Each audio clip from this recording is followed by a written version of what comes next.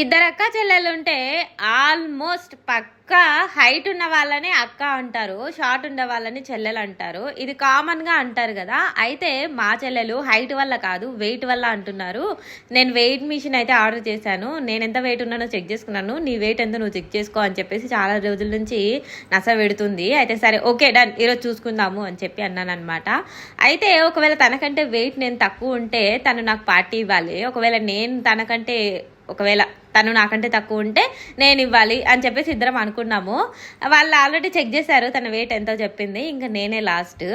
And తన routine కేర్లో వచ్చేసి నాకు చూపించిన క్రీమ్ అయితే యూస్ చేస్తూ ఉంటుంది అనమాట. అది డెర్మటాలజిస్ట్ డాక్టర్ సజెస్ట్ చేశారు. క్రీమ్ మంచిగా ఉంది. ఒకవేళ మీకు కావాలనుకుంటే స్క్రీన్ షాట్ తీసుకొనేసి ఆర్డర్ చేసుకోండి. పింపుల్స్ అయితే మంచిగా తగ్గుతుంది.